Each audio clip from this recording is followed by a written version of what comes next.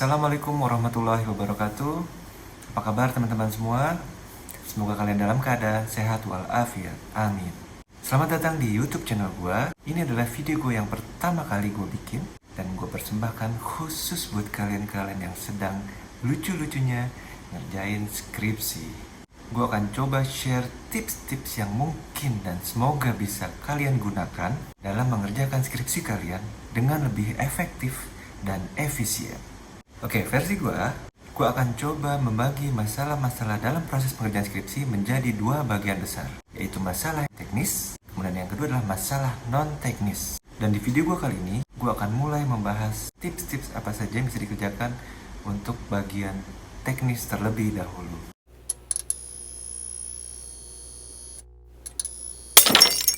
Oke, kita langsung mulai. Untuk bagian teknis, masalah yang paling sering terjadi nomor satu adalah waktu penelitian yang terbatas.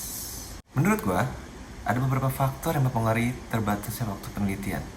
Yang pertama, objektif penelitian atau ada juga pertanyaan penelitian.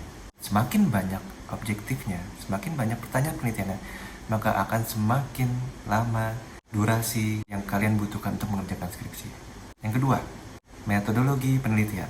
Ini juga cukup menentukan waktu atau durasi pengerjaan skripsi kalian. Yang ketiga tentunya adalah target dan kriteria responden. Dan yang keempat adalah ketersediaan literatur. Di antara faktor-faktor tersebut, gue coba lagi membagi jadi dua, adalah yang sedang terjadi untuk waktu penelitian yang sangat terbatas ini, dan yang belum terjadi. Oke, kita mulai dari yang belum dulu ya.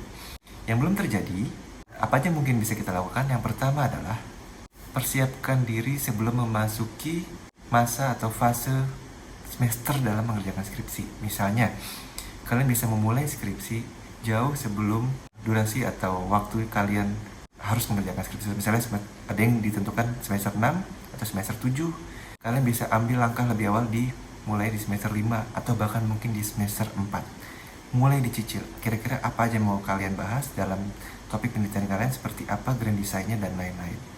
Itu yang pertama. Yang kedua, sebisa mungkin bersihkan mata kuliah lain di akhir-akhir semester, sehingga kalian bisa fokus, sehingga kalian bisa memprioritaskan hal lain, mengerjakan khusus skripsi. Oke, yang ketiga adalah perbanyak diskusi atau ngobrol dengan dosen ataupun senior-senior kalian, sehingga kalian bisa tahu, oke, ternyata skripsi itu butuh waktu sekian lama. Oke, ternyata skripsi itu seribet itu atau serumit itu, sehingga kalian bisa antisipasi jauh-jauh hari sebelum masa atau periode pengerjaan skripsi kalian terjadi. Itu yang belum terjadi dengan masalah waktu penelitian. Yang berikutnya, bagaimana kalau sudah terjadi atau sedang terjadi prosesnya? Menurut gue bisa dengan 3 cara. Yang pertama adalah kalian lebih persempit lagi ruang lingkup penelitiannya, karena tadi salah satu faktornya adalah objektif penelitiannya, sehingga kalian bisa persempit ruang lingkup penelitian kalian. Yang kedua apa? Percepat atau akselerasikan pencarian data-data sekunder terlebih dahulu, baru ke data-data primernya. Kenapa? Data primer itu biasanya kecenderungannya adalah lebih sulit didapatkan dibanding dengan data sekunder. Sehingga sebisa mungkin kalian perbanyak dulu literatur atau referensi-referensi tertentu, sehingga kalian bisa langsung terfokus dan kalian bisa langsung kebut waktu-waktu tersebut untuk mengerjakan data sekunder. Kemudian ketika kalian sudah dapat waktu yang pas untuk bertemu atau menginterview data primer kalian atau objek penelitian kalian, kalian sudah langsung tahu dan kalian bisa saling melengkapi antara data primer dengan data sekunder dengan waktu yang cukup singkat. Dan terakhir adalah sebisa mungkin prioritaskan skripsi terlebih dahulu dibanding dengan hal-hal lainnya. Karena waktu kalian terbatas, mendahulukan yang menjadi prioritas kalian yaitu adalah skripsi, agar kalian bisa fokus, bisa tenang, dan juga kalian bisa mendapatkan ide-ide cemerlang yang mungkin akan muncul ketika kalian memprioritaskan skripsi dibanding hal-hal lain. Oke, kita masuk bagian atau masalah yang kedua dari masalah teknis ini apa? Biasanya adalah biaya penelitian atau budget yang terbatas gitu ya. Biasanya faktor-faktor apa aja yang mempengaruhi biaya penelitian ini? Metodologi penelitiannya apa? Kriteria respondennya, jumlah sampel, dan cakupan area. Ini yang biasanya keempat inilah yang menentukan estimasi atau kira-kira biaya penelitiannya berapa yang akan kalian butuhkan dari awal sampai dengan akhir pengerjaan skripsi. Jangan lupa juga ada termasuk biaya download file tertentu, misalnya jurnal dari internasional atau apapun yang sifatnya berbayar gitu ya. Sehingga kalian harus hati-hati. Kalian juga estimasi dari jauh-jauh hari, sebisa mungkin kalian sudah mengestimasi, oke, kalau untuk download soft copy misalnya, estimasinya butuh berapa. Dan ini berdasarkan pengalaman gue, ini tidak terlalu signifikan untuk biaya download file ini. Selain itu, ada juga masalah atau biaya terkait dengan administratifnya.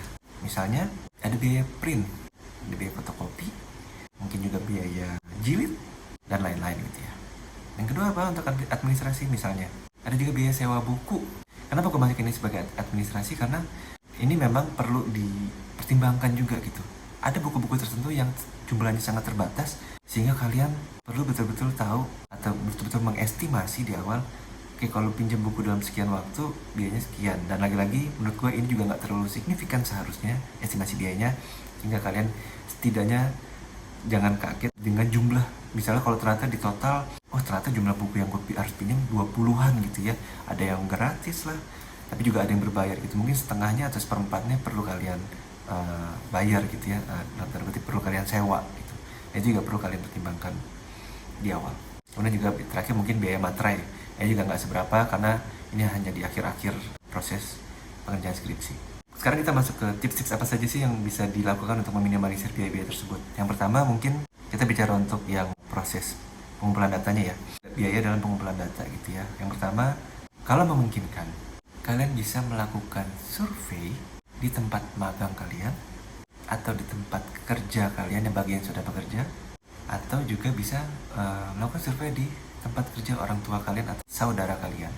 Tapi ingat, syarat utamanya harus minta persetujuan mereka terlebih dahulu. Kenapa? Karena ini masalah etika dalam sebuah penelitian. Sehingga hati-hati betul ketika kalian melakukan survei walaupun kalian sedang magang misalnya di satu tempat. Kemudian kalian coba untuk diam-diam mengambil data-data yang ada di perusahaan tersebut, maka itu akan menjadi masalah untuk kalian di masa yang akan datang. Sehingga antisipasi itu jangan sampai terjadi sebisa mungkin. Jika memang diizinkan, maka itu menjadi satu poin penting atau satu keuntungan buat kalian. Tapi jika itu tidak terjadi, maka kalian harus mencari alternatif lain. Yang kedua, bisa juga melakukan survei yang dilakukan oleh pihak kampus. Mungkin ada sponsorshipnya mungkin ya.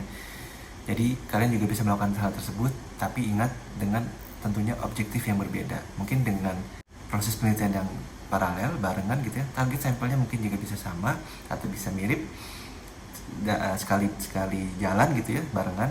Tapi kalian juga ingat, kalian sebetulnya bisa juga meminta izin kepada pihak penyelenggara kalau memang ada point of view yang berbeda yang bisa kalian ambil dalam sebuah penelitian tersebut yang diselenggarakan oleh kampus, maka kalian bisa mengambil kesempatan tersebut. Alternatif yang lain apa? Sebisa mungkin gunakan teknik pengumpulan data yang paling efisien biayanya. Ada beberapa jenis-jenis teknik pengumpulan data, misalnya adalah face-to-face, ada telesurvey, ada central location test, dan juga misalnya ada online survey gitu ya untuk kuantitatif gitu. Kalau untuk kualitatif apa aja, misalnya ada in-depth interview, ada FGD, ada juga etnografi misalnya. Kalau untuk kuantitatif sebetulnya biaya yang paling murah kira-kira apa sih untuk secara metodologi? Kalau kita bicara tentang biaya dan kita ngomongin kondisi sekarang yang masih pandemi, di mana orang-orang juga masih khawatir terhadap tatap muka misalnya ya, maka yang paling efisien menurut gua adalah online survey ya. Modalnya apa? 2, device, internet. Device sebisa mungkin kalian gunakan yang sudah ada, dan internet otomatis kalian bisa pakai atau kalian bisa gunakan paket data yang sudah kalian lakukan atau kalian konsumsi setiap bulannya. Selain itu apa caranya? Bisa juga lewat sebar kuesioner lewat sosial media, atau yang terakhir mungkin bisa lewat email. Itu juga bisa dilakukan. Jadi zaman sekarang serba terbuka gitu ya, maksudnya kita bisa melalui beberapa media-media tertentu, dan terutama sosial media itu bisa kalian manfaatkan, bisa kalian gunakan semaksimal mungkin dari koneksi kalian, dari kerabat-kerabat kalian yang tentunya sesuai dengan target responden kalian atau dengan kriteria responden kalian. Oke, yang terakhir mungkin dalam teknik pengumpulan data ini, gimana cara kita mengefisiensikan biayanya adalah pilih target responden dan jumlah sampelnya seminimal mungkin. Tapi ingat, harus dengan sesuai standar minimum sampel yang dibutuhkan. Bagaimana dengan biaya administratifnya? Itu kan sebenarnya nggak bisa kalau dia bertanya, itu kan nggak bisa dikurangin biayanya gitu ya, nggak bisa ditekan lagi gitu. Ada beberapa cara sebenarnya. Kalau menurut gua, pertama, print file-file yang menurut lo itu sudah final, sudah triple check, bukan cuma double check ya, sudah triple check, sehingga kalian tidak setiap merevisi satu hal di print. Di awal-awal nggak begitu berasa biayanya, tapi begitu sudah masuk ke bagian bab-bab di pertengahan, apalagi sampai dengan akhir, itu akan sangat terasa biaya-biayanya gitu ya, mulai dari biaya tinta printnya mungkin kalau kalian punya printernya, atau juga bisa juga dengan biaya kertasnya kalau memang kalian melakukan itu sendiri di rumah gitu ya, dan lain-lain. Sehingga pastikan hal-hal kecil itu akan menjadi besar jika kalian mengantisipasinya itu terlambat gitu ya. Begitu sudah di belakang baru kalian sadar. Oke. Kemudian apa lagi? Bisa juga dengan menggunakan software atau metode sebar kuesioner yang free gitu ya. Misalnya kalau sekarang ada Google Form, ada SurveyMonkey. Oke, itu bisa kalian manfaatkan. Dan untuk berbayar survei, misalnya jika ternyata diperlukan gitu, kalau misalnya ternyata kalian memerlukan kuesioner yang lebih kompleks gitu ya, struktur pertanyaannya, maka kalian bisa menggunakan, tapi memang ini berbayar, dan mau nggak mau kalian harus menggunakan yang berbayar, maka gue saranin coba pakai Survey to Go, karena itu yang paling lengkap dan paling mudah untuk proses datanya.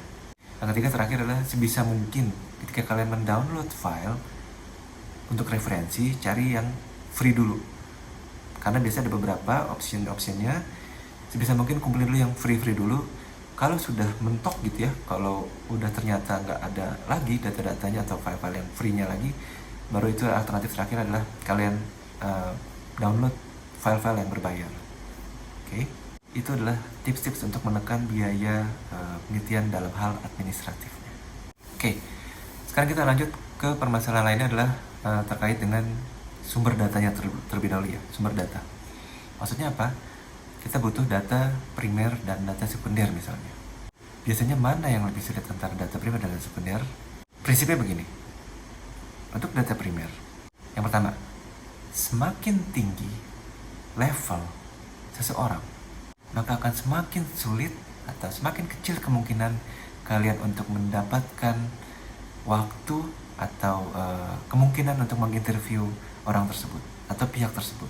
Alternatifnya apa? Alternatifnya adalah kalian mungkin bisa juga melakukan interview dengan satu level di bawah orang tersebut. Contoh misalnya kalian punya angan-angan gitu ya, atau target, saya pengen meliti tentang dengan menteri gitu misalnya ya, menteri siapapun, menteri A, B, C gitu ya.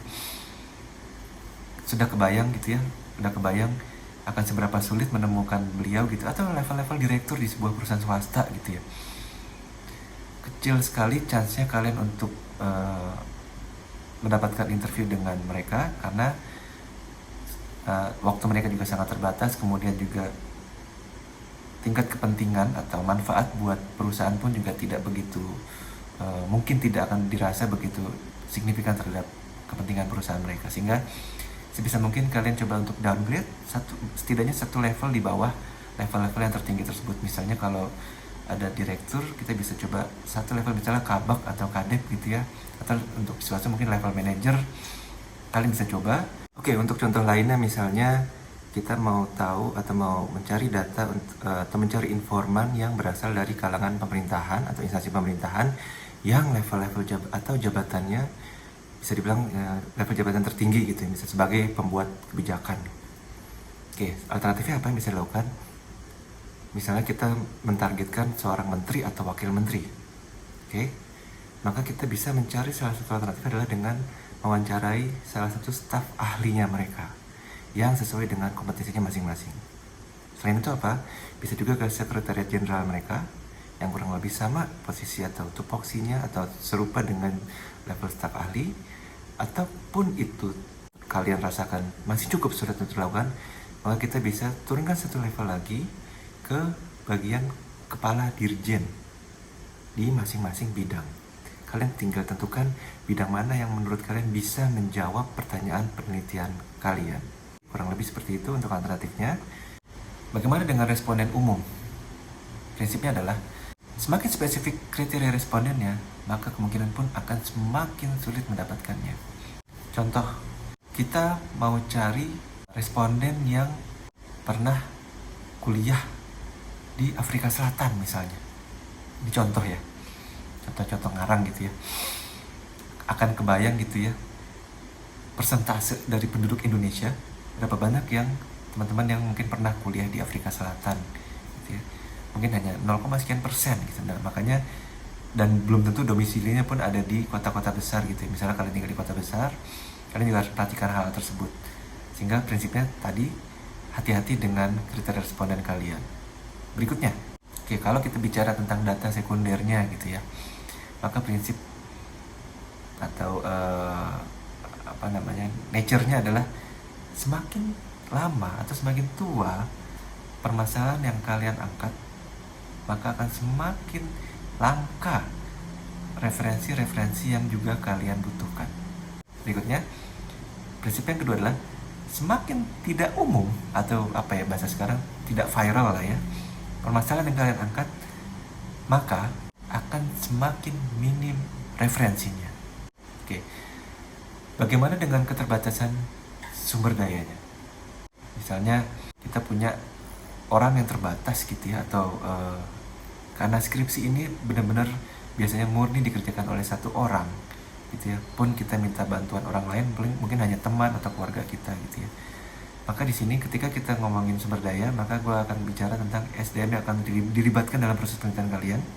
Tips yang bisa gue share adalah maksimalkan networking kalian, entah itu keluarga, entah itu kerabat, saudara, teman, senior, dan lain-lain. Tidak hanya bicara masalah SDM-nya, tapi juga ketika kita bicara masalah akses menuju ke data primernya. Misalnya kita mau cari yang level-level tinggi di satu perusahaan. Biasanya yang terjadi adalah kita mengalami kesulitan kalau kita tidak punya koneksi sama sekali.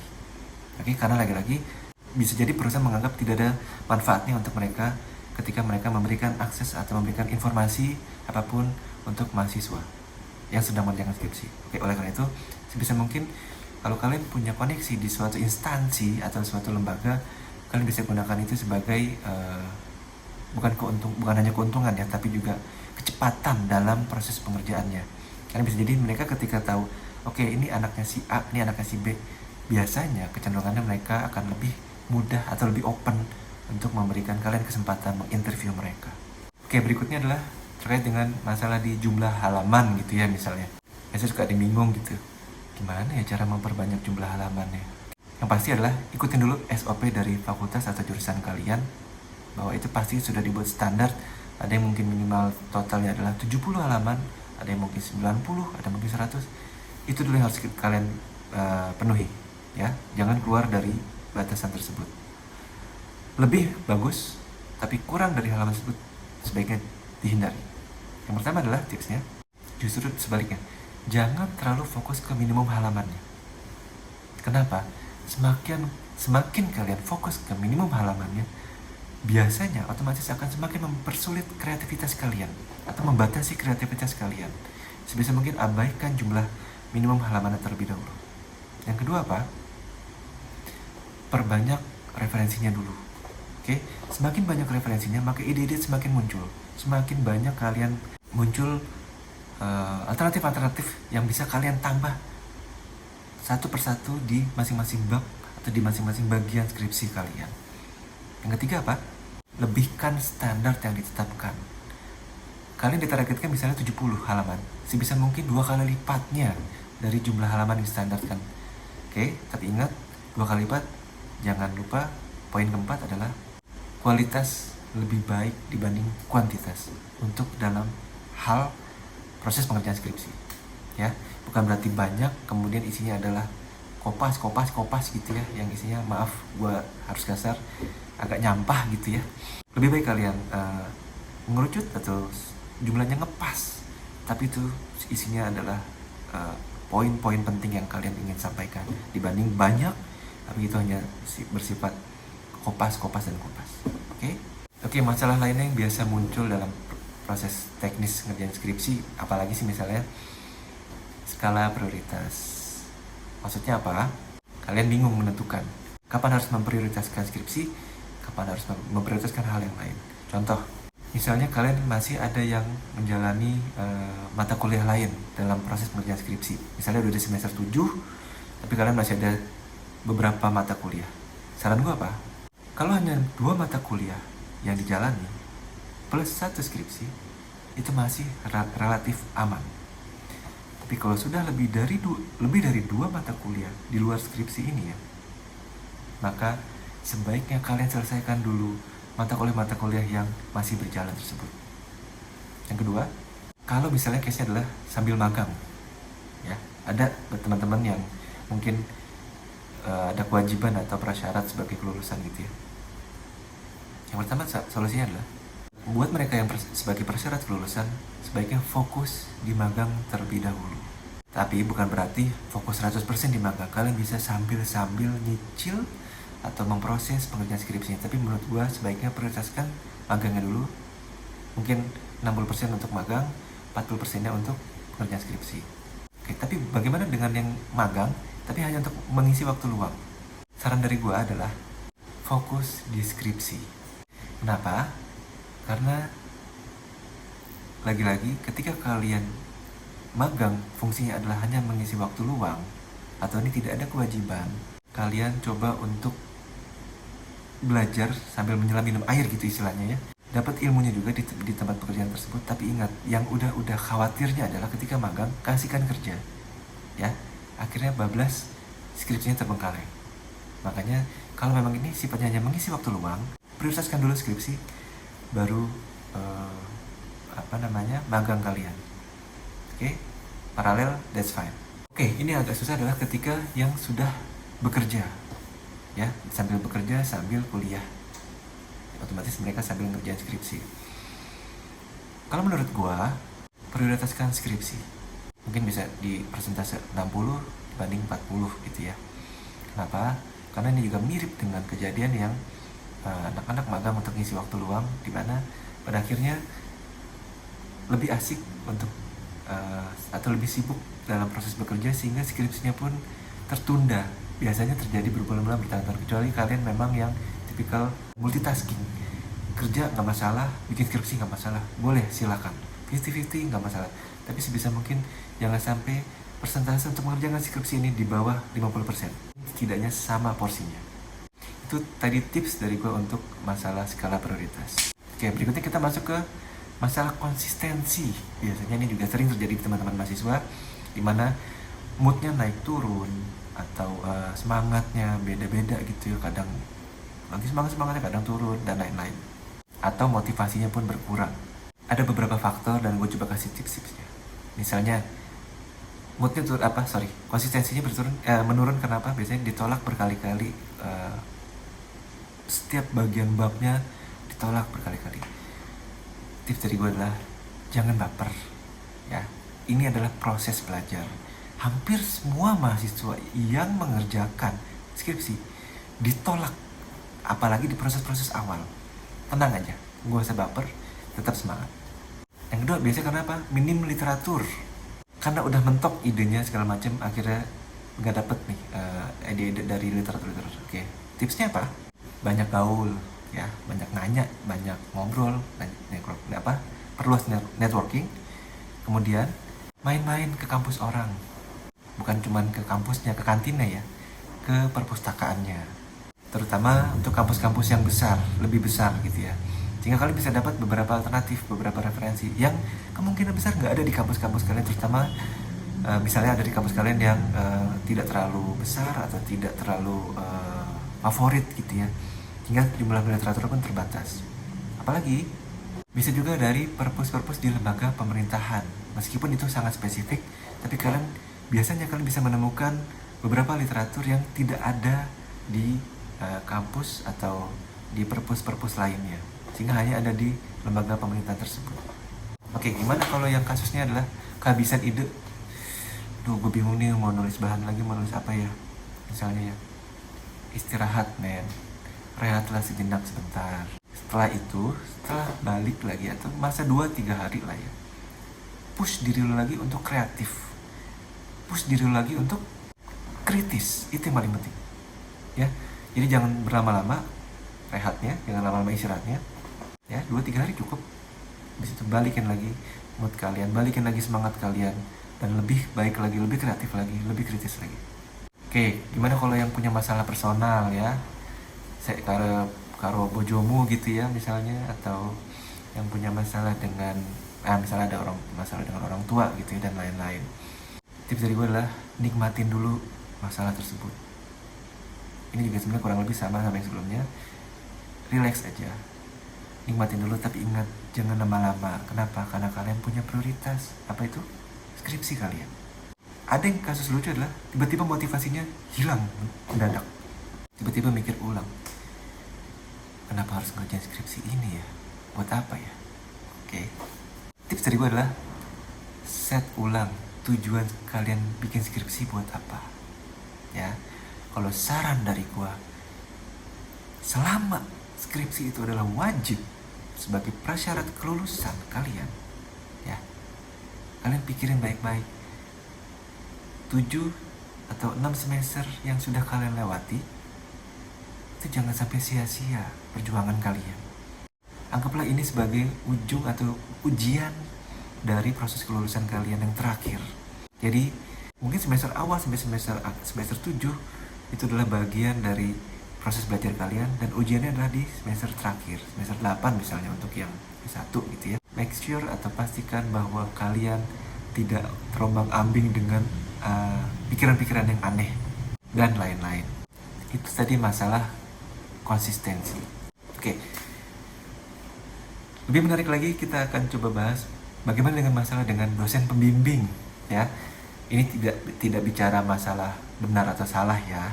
Setiap dosen pembimbing punya karakter yang berbeda-beda. Oke, contoh nomor 1 misalnya, yang tidak komunikatif, ditelepon susah, diajak ngobrol jawabnya sepatah-sepatah gitu ya. Tips dari gue nggak bukan adalah proaktif.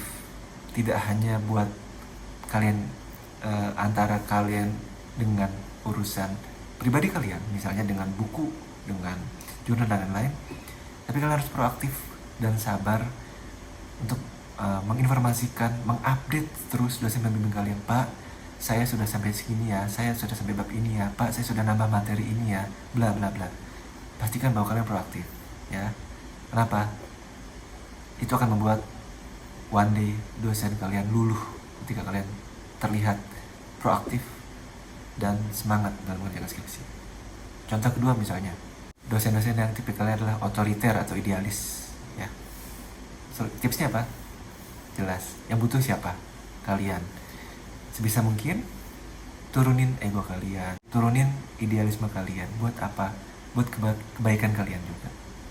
Tenang aja, gak akan merugikan siapa-siapa ketika kalian mau sedikit menurunkan ego kalian atau idealisme kalian. Tapi kalau kalian tetap bertahan dengan benar kalian, maka resiko ada di tangan kalian. Oke, dosen yang sibuk banget, ada yang semakin tinggi gelarnya, semakin banyak gelarnya, biasanya tuh semakin sibuk, apalagi gelar profesor gitu ya. Tipsnya apa? Be flexible, ya. Lu yang harus fleksibel. Sebisa mungkin lu coba untuk mengadjust waktu-waktu lo, kemanapun dosen itu pergi, lo ikutin. Sebisa mungkin lo ikutin, lo tempelin terus. Bapak, ada waktu kapan? Saya cuma ada waktu 10 menit besok jam sekian. Lo datengin, lo samperin. Walaupun cuma 10 menit, itu akan jadi sangat berharga buat dosen-dosen yang tipikalnya adalah sangat-sangat sibuk. Apalagi kalau dia punya anak bimbingan yang banyak gitu ya. Bisa jadi kalian nomor sekian lah dalam list dia. Jadi sebisa mungkin kalian yang betul-betul fleksibel dengan waktu kalian dan ikutin waktunya kemana dosen itu ada. Bagaimana kalau yang kasusnya agak parah, misalnya tidak kooperatif ya, tidak kooperatif itu dalam banyak hal ya. Tadi udah campuran dari semua nih, udahlah nggak komunikatif, sibuk, dan lain-lain gitu ya. Terus ini apa? Pertama, introspeksi dulu ya. Jadi jangan menyalahkan dosennya, dulu kalian introspeksi. Kenapa ya dosen gue kayak gini ya? Apakah karena terlihat gue kurang proaktif? Apakah gue kurang terlihat kritis, terlihat semangat, dan lain-lain? Cek dulu ke diri lo sendiri, ada yang salah nggak dengan diri lo? Kalau lo ngerasa diri lo baik-baik aja dan lo sudah memenuhi standarnya dia menurut lo, maka pilihan kedua adalah cek ke mahasiswa lain dulu yang juga pernah ada di bawah bimbingannya beliau. Misalnya ada senior lo yang pernah di bawah bimbingan beliau, maka lo cek tipikalnya orang gimana, gue harus gimana, dan sebaiknya gue apa yang perlu gue lakukan dan apa yang gak boleh gue lakukan. Kalau ternyata nasibnya adalah sama, bisa ternyata emang ini dosen ini memang beda, udah gak bisa, dalam tanda kutip, udah gak ada obatnya lah ya. Oke, opsi ketiga adalah justru lo yang mereview dosen lo dan lo diskusi dengan pihak jurusan atau kajur ya mungkin, atau kadep gitu ya, bahwa lo sudah berusaha semaksimal mungkin. Misalnya lo dalam waktu proses 2 bulan atau 3 bulan gak ada progres sama sekali dari dosen tersebut, lo bicarakan ini baik-baik dengan pihak jurusan ya. Lo tanyakan, masih ada kemungkinan nggak untuk saya ganti pembimbing? Oke, kalau nggak ada gimana? Kalau nggak ada, otomatis adalah lo harus menerima konsekuensi tersebut. Mau nggak mau lo telan pahit-pahit, tapi lo jalan sendiri dengan persetujuan jurusan. Oke, misalnya gini, bab 1 dicek juga enggak ya, bab 2 dicek juga enggak, sampai bab 3 dicek pun enggak sama si dosen ini ya. Lu kasih semua bukti-buktinya, email, semua bukti-buktinya, termasuk foto. Misalnya lu datang ke tempat beliau gitu ya, tapi ternyata beliau juga nggak kooperatif, maka lu bisa infokan itu ke pihak jurusan. Saya sudah coba kontak dan komunikasi, lu WhatsApp, bahkan bukti WhatsApp pun juga lu bisa tunjukin, dan ternyata beliau ini nggak kooperatif, maka saya mau nggak mau harus menyerahkan ini sendiri. Oke? Atau bisa jadi juggling dengan dosen lain yang berbaik hati bisa atau mau bersedia membantu lo ya, sehingga approval itu bisa dilakukan secara paralel. Oke, itu tips dari gua. Ini kasus yang paling berat adalah bagaimana kalau dosennya perfeksionis. Kelar hidup lo ya. Oke, gimana kalau perfeksionis? Pertama yang ada yang lo harus lakukan adalah otomatis lo ikutin gayanya dia, rajin, tekun, teliti. Karena perfeksionis ini sangat alergi dengan orang-orang yang gak teliti ya, hati-hati. Yang kedua apa? Nah, ini kebalikan nih. Cek skripsi yang pernah ada di tangan dia sebelumnya, anak-anak bimbingan dia semua ya. Bedanya tadi, kalau tadi gimana cara handle-nya, kalau ini adalah lo lihat skripsi hasil dari bimbingan dosen ini ya, kemudian lo jadiin itu standar minimal ya, bukan standar maksimal ya, standar minimal. Sehingga pas lo lihat, wow, tebal banget, materinya full banget, padat banget, dan bagus banget, otomatis lo harus adjust, lo harus sesuaikan dengan skripsi tersebut minimal sebagai standar minimal. Oke? Itu tips dari gue. Oke, kita sudah selesai membahas semua tips-tips terkait dengan masalah teknis. Mudah-mudahan itu juga sedikit membantu atau sedikit memberikan pencerahan lah ya buat kalian. Terima kasih banyak untuk kalian semua yang sudah menonton video ini. Jangan lupa klik like dan subscribe YouTube channel gue. Jangan lupa ditonton terus video-video gue yang lainnya yang masih akan berkaitan dengan perihal akademis maupun dunia kerja. Semoga bermanfaat. Sampai ketemu lagi di video gue berikutnya. Terima kasih. Assalamualaikum warahmatullahi wabarakatuh.